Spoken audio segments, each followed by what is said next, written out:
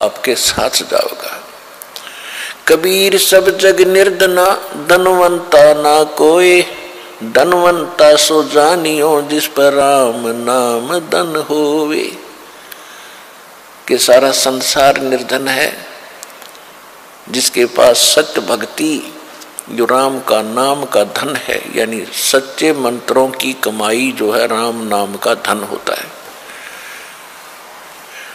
वो एक धनवान है। बाकी संसारिक संपत्ति, भौतिक जिसके पास संपत्ति है उसको अध्यात्म मार्ग में धनी नहीं माना जाता। फिर क्या बताते हैं कबीर, राम रटत निर्धन भलो और टूटी घर की छान है, वो सुंदर महल किस काम के जहां भक्ति नहीं भगवान।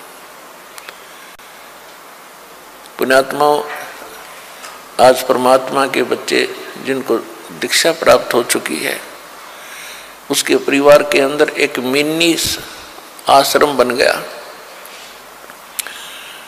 ऐसा स्थान बनाया जाता है जहाँ भगवान के स्वरूप को रखते हैं, जहाँ परमात्मा की ज्योति जलाई जाती है।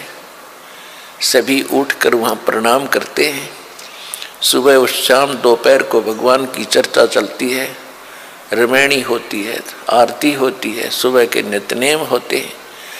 फिर दिन में जब भी टाइम लगता है, कोई मंत्र कर रहा है, कोई सिमरन सतनाम का कर रहा है, तो कितना माहौल बदल गया ना। उसमें बकवाद बतलावा, वो न बोला, वो न बोला, उसका नाश होगा, उनका ऐसे नुकसान होने वाला है, वो ऐसे गलती करते हैं। तो इस तरह की बकवादें बतला के उस परिवार, उस घर के अंदर हम ये कुविचार छोड़ देते थे। फिर वो कुविचार हमारे मस्तिष्क में टकराते रहते थे, हमें डिस्टर्ब रखते थे, शांति नहीं होने देते हैं। और जब परमात्मा की महिमा और अमृतवाणी जब स्टार्ट होती है तो कुविचार ऊपर चले जाते हैं और सुविचार उस घर में धीरे धीरे स्थापित होने लग जाते हैं। फिर घर में शांति शुरू हो जाती है। ये तरीका है।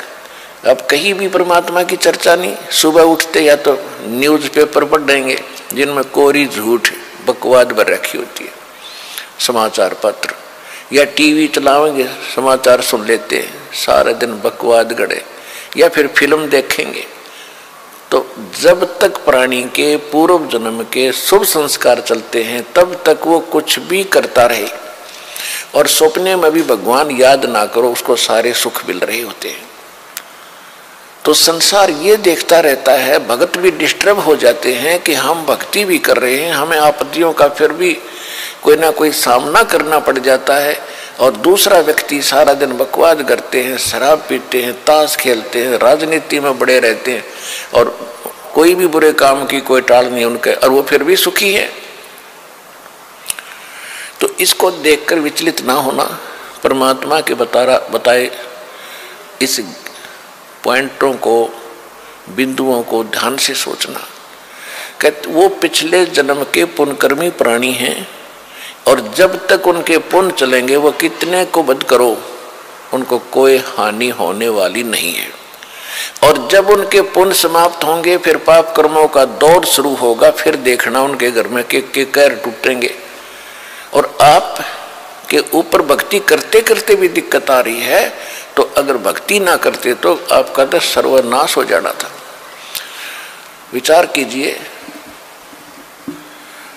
जैसे आप जी ने सर्दी के मौसम में कंबल ले रखा है या स्वेटर पहन रखी है और सर्दी फिर भी लग रही है, तो ये ना सोचना कि आप उस स्वेटर ने आपका बचाव नहीं कर रखा। अब जैसे यहाँ भक्त कई कहते हैं जी हमने पाठ भी करवा लिया, जोत भी बोल दी, चौथी हाजरी भी लग गई, अभी तक हमें कोई विशेष लाभ नहीं हो पा रहा। ये तो हो ही नहीं सकता कि जब आप इतना कर्म कर रहे हो भक्ति का तो कोई लाभ ना हो। ये तो आपकी अनजान सोच है, बालक बुद्धि है। अब जैसे सर्दी का मौसम है, किसी ने स्वेटर पहन ली और फिर भी उसको सर्दी लग रही है, तो ये ना सोचना कि स्वेटर ने अपना काम ना कर रखा। स्वेटर अपना काम कर रही है, लेकिन सर्दी अधिक है तो उसके लिए जर्सी और पहन ले ऊपर के। और उसके बाद भी सर्दी महसूस हो रही है तो कंबल ओढ़ ले। यानी ये नहीं है कि ये कहना कि मैंने जर्सी भी पहन ली फिर भी सर्दी का लग रही हाथ पैरों को, तो ये तो अनजान व्यक्ति कहेगा जिसने इस प्रोसेस का पता नहीं, भगवान के मार्ग का ज्ञान नहीं। तो जो आप पुण्य कर रहे हो और विधिवत कर रहे हो पूरा यानी पूरी विधि यहाँ पर प्राप्त है। गुरु जी के बिना दान करना व्यर्थ है। आप जी को सतगुरु मिले हैं, आप जी को विधि मिली है, आपको पूर्ण परमात्मा मिला है, पूर्ण परमात्मा का मार्ग मिला, सत भक्ति मिली है, और फिर आप साधनाएं सही कर रहे हो, तो आप ये ना सोचना कि आपको लाभ नहीं हो रहा, आपके पाप कर्मों की सर्दी घनी है, और ये करते करते भी कहीं ना कहीं से थोड़ी बहुत ठंड महसूस हो रही है। यदि ये ना कर रहे होते तो नमूनिया होकर मर जाते, ये समझ लेना।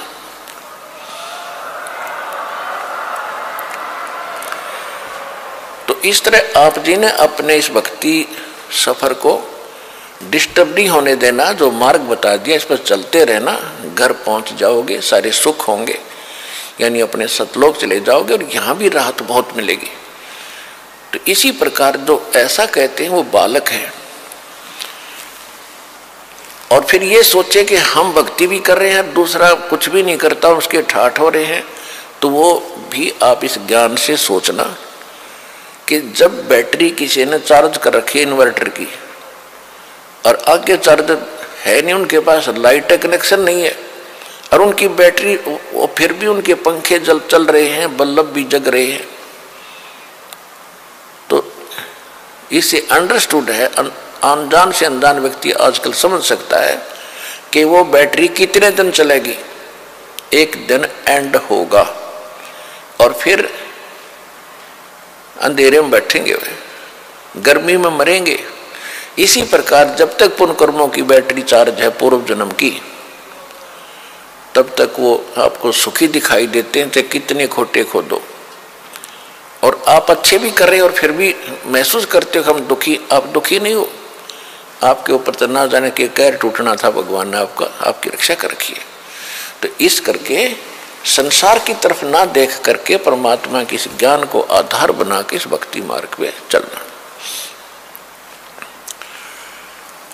राम रटत कोड़ी भलो, चू चू पड़े जो चाम, ये सुंदर शरीर किस काम का, जा मुख नाही नाम। कहते हैं चाहे कितना बीमार व्यक्ति हो, रोगी हो, कोट भी लगा हो, यदि वो भक्ति करता है, सत्य भक्ति करता है, तो उसका रोग भी ठीक होगा, उसको मोक्ष भी मिलेगा। और जो सुंदर शरीर है, सारा दिन इसे के अपने देख रेख में इसी के गर्व करते हैं और भक्ति करते नहीं, कहते वो सुंदर शरीर किस काम का, जा मुख नाही नाम। फिर कहते राम रटत कन्या भली, और साकट भलो न पूत, बकरी के गल में गलथड़ा, जिसमें दूध न मूत। क्योंकि हमारे समाज में पुत्र को ज्यादा महत्व दिया जाता रहा है बिना ज्ञान के। वैसे पुत्र और पुत्री में हमें कोई भेद नहीं होना चाहिए, सब परमात्मा की आत्माएं हैं, अपने अपने संस्कार सब साथ लेकर आते हैं। फिर भी उस समय जो परमात्मा ये ज्ञान दिया करते थे कबीर भगवान, तो उस समय क्या कहा करते कि बेटी सत्संग में नहीं जाएगी, बेटे बेशक चले जाओ। लेकिन रिवाज तो थी नहीं भक्ति की, वैसे को दुख में वैसे कोई साधु संत के पास चले जाते थे झाड़ा धूड़ा लवाने के लिए। फिर भी परमात्मा याद दिलाते हैं कि राम रटत कन्या भली, भक्ति अगर बेटी कर रही है, उस बेटे से 100 गुना अच्छी है जो भक्ति नहीं करता। वो बेटा कैसा है, जैसे बकरी के गल में एक थन जैसी खाल लटका करे, थन जैसी। तो परमात्मा कहते हैं वो तो व्यर्थ का बोझ है उसके गल में बकरी के, वो किससे काम की कोई नहीं वो खाल, ना दूध ना मूत, यानी किससे काम नहीं आती वह। इसी प्रकार वो बच्चा जो भक्ति नहीं करता वो माता पिता के गल में गलथना है, और वो कन्या जो भक्ति करती है माँ के, वो बेटा तो माता पिता पर भार बनेगा कोई से क्योंकि जो भक्ति नहीं करता उस पर आपदाएं आएंगी, आपत्ति आएंगी, तो माँ बाप साथ दुखी होते हैं, जो पुत्र दुखी होता है तो वो डिस्टरबेंस करेगा आपकी भक्ति में भी और दुखी भी रहेगा, दुखी रखेगा। और जो बेटी भक्ति करती है उसके साथ भगवान होगा, उसके संस्कार में कोई पाप कर्म का दंड भी आवेगा, उसने भी भगवान रक्षा करेगा। और जिस परिवार में वह बेटी जाएगी उस परिवार को भी सुधारेगी, उसमें भी भगवान वहाँ साथ रहेगा, भक्ति प्रवेश करेगी, तो वह बेटी सदा सुखी रहेगी, बेटी सुखी रहेगी, तो माता पिता की आत्मा भी शांत रहेगी। तो परमात्मा कहते हैं राम रटत कन्या भली, और साकट जो भक्ति करे न करण दे उसको साकट कहते हैं। वो साकट भला न पूत, जैसे बकरी के गल में गलथना जिसमें दूध न मूत, वो किसी काम का नहीं वो बेटा जो भक्ति नहीं करता। फिर परमात्मा कहते हैं जिव्या तो वाहे भली, जो रटे हरि नाम, नहीं तो काट के फेंक दियो, ये मुख में बलो न चाम। इस जिह्वा का कितना योगदान है हमारे लिए, यानी खारा मीठा चाखे, खाना खाने में सहयोग देती है। तो परमात्मा कहते हैं यदि इस जुबान से, इस जिह्वा से परमात्मा का नाम और परमात्मा की महिमा नहीं बोली जाती तो इससे अच्छा तो इसने निकाल कर काट कर फेंक दे वो बढ़िया, क्योंकि मुख को सबसे पवित्र अंग माना जाता है। और ऐसे पवित्र अंग में कहते इस चाम की कति जरूरत नहीं जीभ की। अपने आत्माओं ये सोच लेना परमात्मा क्या संकेत कर रहे हैं कि मनुष्य जीवन कितना कीमती है और इसमें भगवान की भक्ति कितनी आवश्यक है। यदि भक्ति नहीं करता तो इस जुबान से कोई तगड़ा है, ताकतवर है, गरीब को कोई ऐसा वचन कुवचन बोल देगा उसकी आत्मा रोती रहेगी, क्योंकि उसका संघर्ष तो कर नहीं सकता, ताकतवर है तो उसकी आत्मा दुखा दी, उस जीव रूपी तलवार ने उसका अटैक कर दिया, या किसी की निंदा करके लड़ाई करवाओगा, या किसी की गलत गवाही देकर पाप का भागी बनेगा। तो कहते इससे अच्छा तो भगवान या जीव कट जा जो भक्ति नहीं करते, तो भी कुछ पाप से बचे रहेंगे। तो इससे समझना भगवान हमें क्या संदेश देना चाहते हैं।